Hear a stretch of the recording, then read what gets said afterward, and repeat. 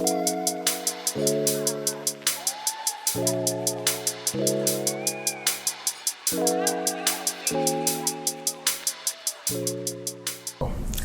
guys, welcome back to my YouTube channel. Welcome back to Becoming by Nqobileh M, and today I have none other than Mr. Husbae himself. What's up? I'm officially part of the Furniture on this podcast. Literally, welcome to our podcast now. No, I'm joking. It's not our podcast, it's still yours, but I just so happen to be here because we're covering some important topics. Yeah, man, like I'm so excited to be back. I think we're so overwhelmed by the positive response that we got from our last video about men's mental health that we decided to make it like a mini series and just discuss like other various factors that affect men and their mental health. Yeah, I think one thing that we really got out of where the part one of the series went is that a lot of people are just, I think they just like how we're keeping it real, but also at the same time it puts pressure on us to do more research before we actually come on and start talking about the topics that we have, because there's even a bigger responsibility now 100%. When you touch topics that are a bit more, what's the word? When you touch topics that were slightly ignored and that are real, but also at the same time it's like, how do you unpack it in a way where everybody can understand, but also can give all of us a wake-up call? 100%. So that's why we decided to come back today and take it a little bit deeper, take it a little bit further, and just try to unpack it a little bit more. And again, we'll just try to do this for the next couple of episodes and then we'll just see how it goes. But today we decided that we want to try and discuss what are some of the triggers, what are some of the signs, what are some of the warning signs, you know, that we can be mindful of or that we can be aware of as a society. What will just let us know that, hey, like our men are in trouble.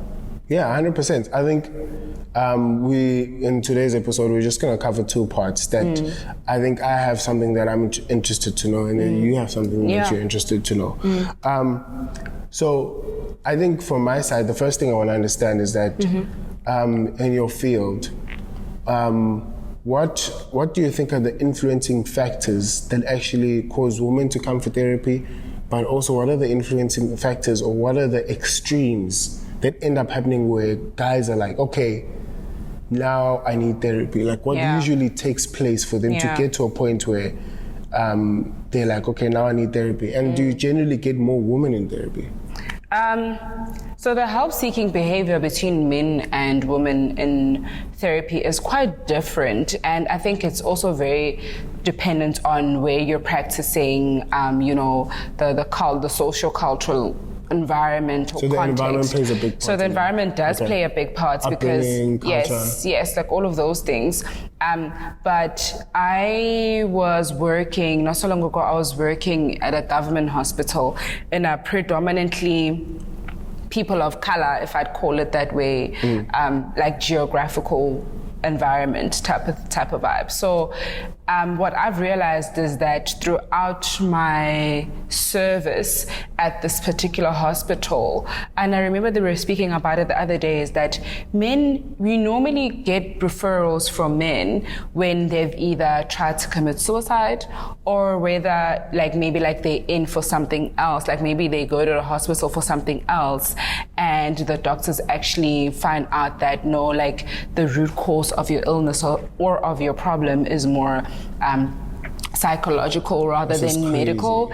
Whereas for women, it's also the same type of reasoning behind them seeking therapy. But what we found is that for women, though, they found it more acceptable to just walk in and be like, I need somebody to speak to, like I'm seeking psychotherapy. So like the help-seeking behavior differed. This is so crazy though, because so what you're saying is that in most cases, based on obviously on the culture and the place you're in, especially with black men, is that by the time they go to therapy, it's because something extreme is happening. Yes, it's not necessarily because that's the main reason why they're going to the hospital. So it'll always be a thing of, so at the hospital, if you're admitted as a suicidal patient, what we'd call a parasuicide, you can't be discharged until you get a full psychological evaluation. Okay. Right? So those are some of the things that where you'd see a guy or you'd see a male for a psychological evaluation, and you book them for follow-up sessions. And those were one of the main reasons why I would actually end up seeing men for psychotherapy, or say maybe someone is admitted and maybe they medically, maybe they have like a cancerous tumor, or like if there's something else, like something medical, yes, or maybe if they have other odd behavior that there's like maybe chronic constipation or like chronic muscle tension, like things like that. And then the doctors will obviously refer to psychology, because we know that those are some of the somatic symptoms that symbolize that there might actually be a psychological root to that particular medical problem that's manifesting physically, Gosh, like you've said so much. Yeah. I think because in what you just unpacked, in what happens in the bigger scale of the medical industry and when men do end up coming for therapy, I can actually break it down to younger ages. Yeah. Like, if you look at even social events and just the culture of a woman, you're most prone to, when you guys meet up, you can meet up with a woman. Yeah. I see this happen at the with salon. you. Besides that, we meet people we don't know in a queue, or we're sitting at Starbucks and there's someone on the next table. Hey, how are you? Or what do you do? Next thing you know, you guys are talking, and not just about surface level conversations. You're like, you'll dive deep. I'm like, whoa, you guys just met, and this person is And the minute people find out that I'm a psychologist as well, they just want to tell me the whole life story. Which is cool, because you love to connect to people. But for me, it's the fact that you can break it down from when women are younger, that they just have that culture of talking. Even when you look at events, baby shower events, small things there's a lot that you don't notice. There's a lot of social gatherings that like allow us or give us opportunities or spaces to actually just talk. Yeah, and also leading back to the conversation, or the first part, the part 1 episode. If you haven't listened to it, kindly go back so that some things will make sense for the series going forward.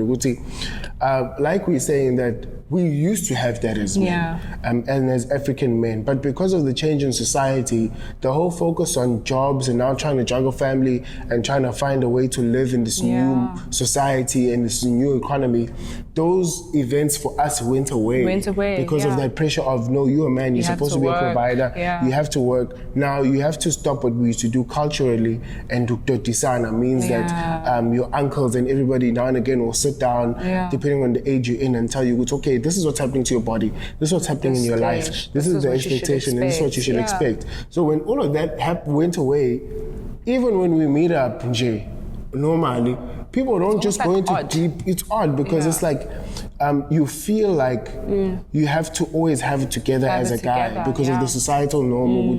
You're the provider. You're supposed to have it together. You're supposed to be helping me and A, B, C, and D. And now you're looking to have children, and you need to be there for them. You need to be there for your single mom. Baba passed away type of thing. So, or as a way, like as a no-show. Oh, as a no-show. Obviously, because of our family societal structures, because of all of those things have obviously been messed up till now. So what ends up happening is that, firstly, the reason why it's hard for us to even just speak to other guys, just like how you guys can speak to other girls, is because I'm firstly ashamed by myself in the mirror without having anybody else in the room. That is so deep. So it goes You're back trying to to figure yourself out. You're trying to find out, how does this life thing work? Like, what is my place in society? What do I do with all of these expectations? And you can't just go up to somebody else or go up to your friends and have these conversations when you haven't even had them in an individual. But besides that, I haven't had them from a young age. Remember, we're creatures of habit. And we learn from a young... So if you see your moms talking, and even if it's gossip, we know that it's... We know, we're supposed to be normal. talking. We're supposed to stand by the fence and spend hours chit-chatting away, where it's not the same for men. So I actually never thought of it like that. So it starts at such... That's what I'm saying. I can take what you're experiencing in the medical factor, and I can break it down to us now. From that young age, we're not used to that. All we know is that we play rough. You're supposed to be a man, be strong. You get hurt, you come back. A man doesn't cry. The show must go on. The show must go on. You're getting stronger by getting hurt, and get up, keep moving. That's what we know from a young age. So now when we grow up, all we know is, no, get up, keep going. You're depressed, get up, keep going. You hurt, get up, keep going. Then what ends up happening is that by the time by the time it gets to a place where we haven't spoken to anybody else and it's actually bad, we try to commit suicide. Or we do commit suicide. And you do or the extremes that we're hearing where they shoot the spouse, they shoot themselves, the violent behavior. I think also just piggybacking on that, that's actually what I wanted to hear from you today, that like, what are some of the warning signs? What are some of the things that we can look out for as a society, as women, and our friends, and our brothers, our fathers, you know, like what are some of the things that we can look out for that actually sort of like symbolize that, okay, I'm a guy and I'm going through a rough patch when it comes to my mental health? You know, it's so weird because it's such a simple question, but the answer to it is not simple. Yeah. Because we want to start with warning signs, but it's even hard to tell the warning signs when, like we're saying, we don't have the culture of even showing. Or even identifying it within yourself. Or even this is a warning sign for me. Let me try and go get help. Exactly. So, it's such a simple question, but the answer is so hard because complex. What you also said is powerful because I might not know that that's what the warning sign is. You know, I might just think that I'm just being a man. I'm supposed to be violent. I'm supposed to be irritable and like slightly more aggravated and angered than women. Yeah, it's that, but also it even goes deeper to simpler things that I've experienced myself. Which when you're going through a hard time, you withdraw. Yeah, you don't want to be around people. You just want to find yourself, and so it's even harder to talk to somebody else because you feeling like you're lost and you feeling like you need time to yourself. You feeling like you need to find yourself. But that might be, but that in itself is a warning sign that hey, Umawanda is actually not okay. And that's something, even just, you know, piggybacking on that as well, that you withdraw when you're going through a hard time. And I remember that when we started dating, or when we were in our relationship stage, I struggled with that. Yeah. Because I need to know what's happening. I need to know what you're feeling. I need to know. So like when you withdrew, instead of me trying to understand that, okay, this is a warning sign, I would also withdraw. Yeah. You know? That used to happen. So, then there's even a bigger void because now subconsciously, without me noticing, it's that's like, rejection to you. Oh, okay, you're not supporting me. Well, that's rejection. Yeah. But also, I don't know how to voice it out because I'm too embarrassed for you to see what my state because I'm supposed to have it together and I'm supposed to be leading our relationship and leading where we're going. Yeah. So I'm too embarrassed to come up to you and say, hey, yo, this is what's happening. This is what this withdrawal means. Yeah. So hectic. So it's a number of things to track back to your question. To even get to the warning signs, it's even weird to get there because these things start so young that I actually feel they get embedded into our personality. Yeah. So it doesn't become a warning sign anymore. It actually becomes our personality and it becomes a part of who I am, which is at most for men of color or black men. Yeah. That's what has happened. It's now who we are. It's like it's like when you grow up at home and you know, when your dad comes back from work and your mom will be like, hey, don't worry your dad today. He's had a hard day at work. Like, no, baba, don't go play around with baba, you know, like just like subtle things like that. It's like men are expected to like have this facade and always carry like this demeanor, like this heavy emotional demeanor around the house, and it's been normalized. It has. It's really, that's what I'm saying. Even in society and even in that line that you're saying that you don't go play around the bar, it's because it's been normalized. Even the wife knows. Yeah. No, it's cool. The man of a house will stay in this corner. You know, go through angry, hard times, be angry, deal with himself. I'll just bring him food, and he'll be okay. But that's not our solution. 100%. But also, I understand because the man doesn't understand where it comes from, and the woman doesn't know how to deal with it because they're not trained to do that. 100%. But also, they can't be dealing with things that have been embedded in us for the past 100 over years that it's going to change now instantly. So it's such a tricky thing to see it and to try and find it. But what I can maybe say to try and add more substance to it is that firstly, before I even tell you the warning signs, we firstly need to learn for ourselves what the warning signs 100%. Are as a society and as a community. But also, we just need to open this conversation up for us to be okay. We're talking about mental health as men and us to actually chat about the state of who we are and how we're feeling. Is it vulnerable? Yes. Is it hard? It is very hard. It's the hardest thing to do. You feel naked. It's just tough. It feels weird. It's a different level of opening up that I maybe haven't even done to another male before. How am I supposed to do it with even another species? In fact, I probably haven't done it to myself. I haven't looked at the mirror to actually see this is what's happening. But what I would say is a few withdrawals, or a few signs is one, when you can just see withdrawal. Yeah. Maybe just a change in their natural demeanor as well. A change in the natural demeanor. One thing that we always used to chat about is the whole thing of, I'm tired. Yeah.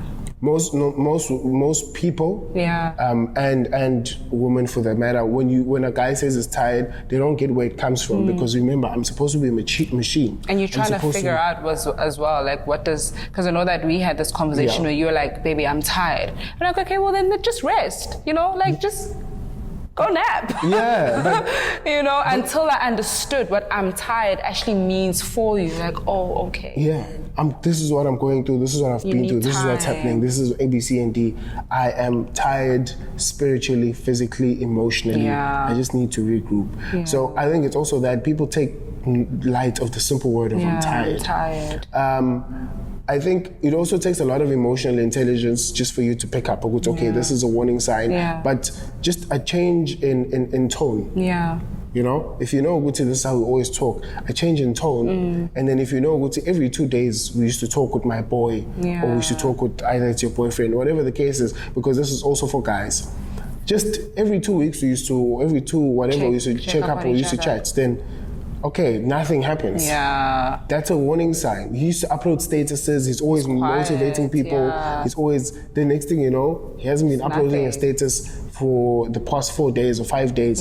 That's a warning sign. Something is happening there. What else is a warning sign? A warning sign could be, something as simple as we all go out and we all know what your personality is.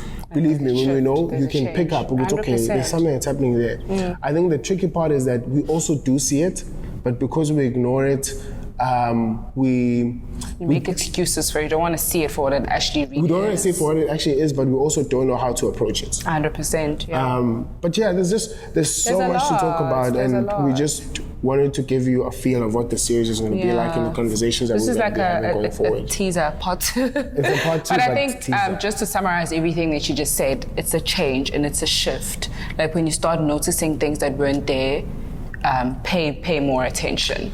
I think that's the biggest thing. Pay more attention. Pay more attention. Pay more attention. Yeah. Pay more attention to your brothers. And give space as well. Yeah, but not too much, not too much space. I think what you said is important, because pay attention to your brothers, pay attention to your husbands, to your boyfriends, pay attention to your friend. Just pay attention to all of those guys. Be present. Yeah. I think let's just be present. Let's just be present in the hope that they're also paying attention to you. But in a healthy relationship, pay attention to them. It's been great. I think let's cut it here. We'll just keep teasing you guys, just throwing in those bombs and come back one day, another day, and just be like. But thank you so much. Yeah. Thank you so much for helping me unpack this topic, because I've learned so much more just from this conversation, and I know that there's a lot of other people out there who are learning, who are going to take something out of this. And I've also learned so much more in just understanding how it works. But I think it's always a pleasure to serve, to speak, and to really just unpack the things that we're going through, especially 100%. For our generation. So the next generation can do better. Yeah. Okay. So don't forget to like, comment, subscribe, share, guys. Remember, we are growing this page to this year. This year is a year of growth, okay? So make sure that everybody that you know is subscribed. And we love you guys. Take care. Mental health matters always. You first. Take care. Like you said, pay attention. Just pay more attention. Let's just be more mindful. Let's just create healthy spaces for people to be themselves and to have these types of conversations. 100%. Yeah. Take care. We love you guys. See you guys next week. See you next week.